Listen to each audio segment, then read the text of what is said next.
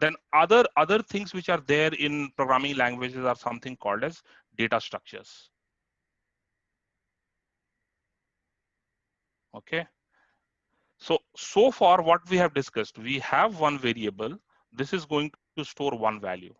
So the variable on the left hand side is always going to store just a single value. Either it is an integral value or a float value or a Boolean value or a string value. It is always going to just store one value, one variable, one value. Okay. Now, if I give you a use case that, let's say I'm trying to build a software for students, and I just want to store their marks, and then maybe I will do some kind of computation like what is their total marks, what is the average marks of the class, other kind of things I'm trying to perform here. Now, one simple solution is, let's say there are 100 students, have 100 variables, like one variable per student, and store their marks. Let's say student A marks are 98, student B 75, something like this. So store 100 variables, have 100 variables, and store 100 values. Now this is not going to be very efficient, right? Like, because you have to maintain 100 variables in your program. So for this, like, we have something called as data structures, which is there to efficiently store your data. And basically, like, when you want to efficiently store and retrieve your data with ease, you need some kind of data structure. Okay, so you might have heard about arrays or other kinds of data structures. These are called like arrays. Whatever you have heard is a data structure. So similarly in Python we have different kinds of data structures, and depending on the scenario we will use different kinds of data structure to hold those data. Okay, maybe please do not use annotations on Zoom, because I'm seeing this green thing coming. You are using annotations, like whoever has done that, please erase it. Okay. uh, yeah. So data structures, so basically, like, instead of maintaining 100 variables for 100 marks of the students, what I will be doing is, maybe I can use some kind of data structure, something like arrays that you might have learned in other programming language. In Python we have similar kind of data structure. So majorly there are four kinds of data structure. There is something called as tuple, list, dictionary, and set. So these are the four main data structures which are there in Python. So let's discuss the same use case. When I was saying A equals to 98, B equals to 75, and so on for 100 students, if I was doing this, instead of that, what I can say is I will have an array, some array, and I will store all the 100 marks of the students in just one, and I will refer this entire like 100 marks with just one variable A. And whenever I want to access like some mark of the student, let's say first student, so I can say A of 0. So the index will be 0, 1, 2, 3, 4, and so on till 99, because 100 students starting from 0, so till 99, first student's marks can be accessed as A of 0. So now I'm not maintaining 100 variables. I'm just having one variable A, and I can access all the marks. This will make my code more efficient, because I'm not dealing with 100 different variables. I'm just dealing with one variable, that is A. It is easy for me to remember and to code. That's why we have data structures.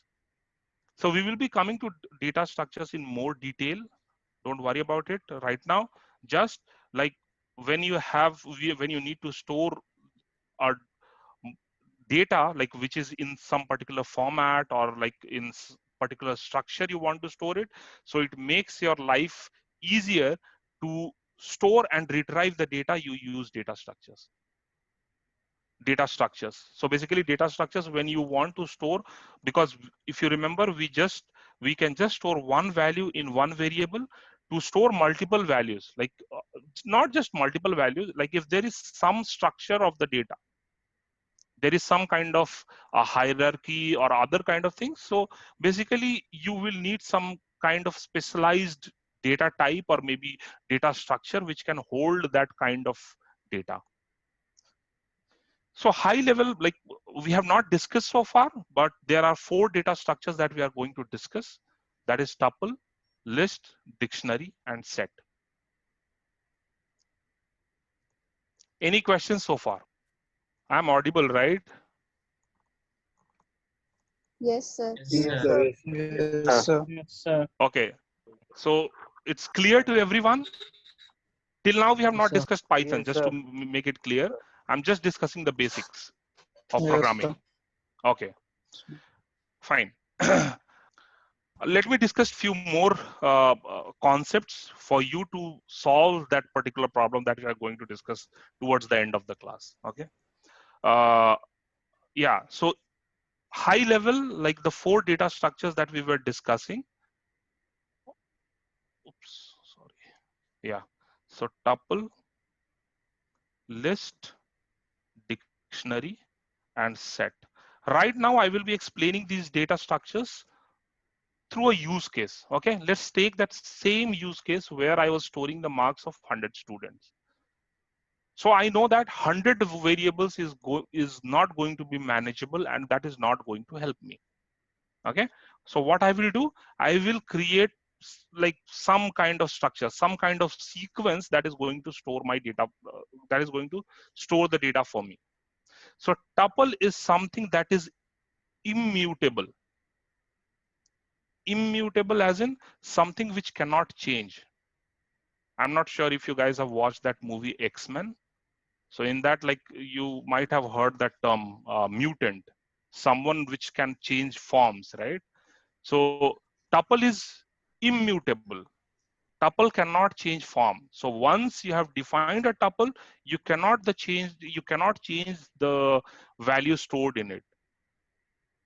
Okay, so all the 100 data which are there can be stored in a tuple, right? I will store all the 100 data here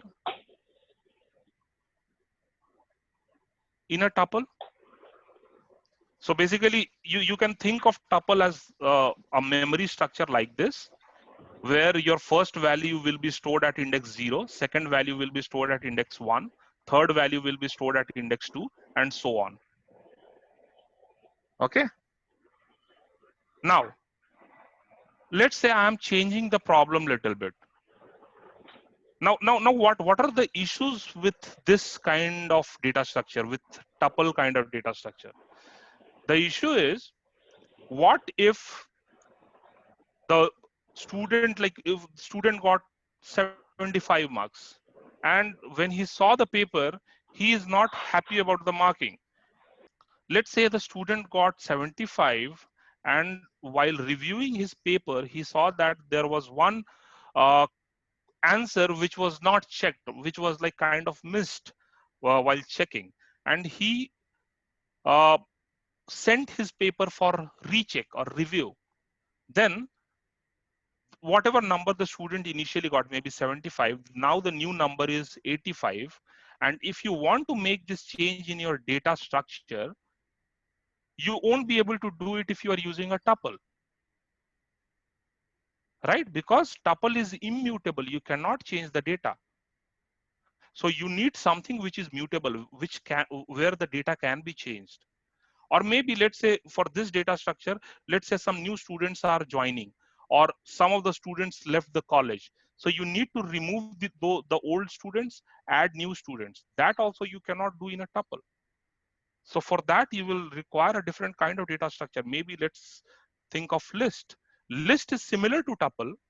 List is similar to tuple, but it can change forms. It is mutable. You can add data, you can delete data, you can modify the data within the tuple list. So that is the difference. So maybe you can think of, okay, fine, let's not use tuple, let's use a list for storing the marks of the students. Now, another challenge with this kind of data structure, the list, is maybe here you are referring student by the index, like 0th index, first index, second index, third index. What if I want you to store the name of the student and marks of the student? The simplest solution could be you can have two lists. So you can have two lists. One is going to store the names of the student. The other will store the marks of the student. Okay. Now, if you use two data structures and both are list, okay, because we discussed, right? We have to update marks if required, or maybe we will need to add new students or remove old students. So that's why I'm using list, and for both like names and marks, I'm using list. Now, let's say I am removing one of the student. This particular student left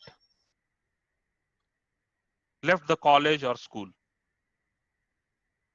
If I maintain two data structures, I need to ensure that if I'm removing this student or from like whatever index, let's say n, I need to make sure that I'm removing this particular marks, which is also at index n, from this another list which is there for marks, right? I need to ensure. Otherwise, what will happen if I remove this? Everything will be coming like one position before. Everything will shift one position on the left hand side, and names and marks will not be corresponding to the students. Like it will not be one-to-one match. So I need to ensure that when I'm removing a particular student from this list, I also need to remove this particular space. And there are chances that I can introduce bug in my code.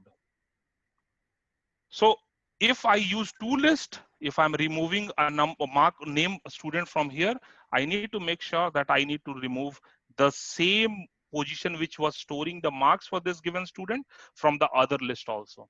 So instead of this, like using two lists, I can use a dictionary. Now, what is dictionary? Dictionary is a key value pair. Okay, key value pair, as in there will be a key and then there will be a value associated with that. So what I can do, I can say student is my data structure, and I will store, okay, 1 second. And then I can say student equals to, let's say the name is Amit, and then marks is 98 or something, and so on. So with every name, there will be a mark associated. Now, if this Amit is leaving the college, if I remove this, automatically I'm removing this marks also. I'm not maintaining a different data structure. They are tightly coupled. They are tied together. The name and marks are tied together. So in this scenario, maybe dictionary is a better option for us, a better data structure for us. Similarly, set is a data structure which will just store unique values. Okay, you can consider this set as a bag. Okay, you can consider set as a bag which will just store unique values for you. That's it. So these are the four data structures which are there. But there are few things more to these data structures. In what's like, rather than just the use case that I have discussed, there is something else. To make your code more efficient, at some point, some kind of data structure will be more required or maybe more appropriate or apt than the other data structure. So we will be discussing all those concepts in future classes. But this is like high level 4 data structures which are there in Python. The idea is clear, right? Tuple, immutable, you cannot change the value. It is a sequence of data for you. Like every value will be stored in the next memory location. List, it is mutable. You can change the values. You can change the size of the list. You can increase the size or decrease the size. You can add values in between. All those things can be done with a list. Dictionary, it is a key value pair. And set, it is bag of unique elements. Any questions?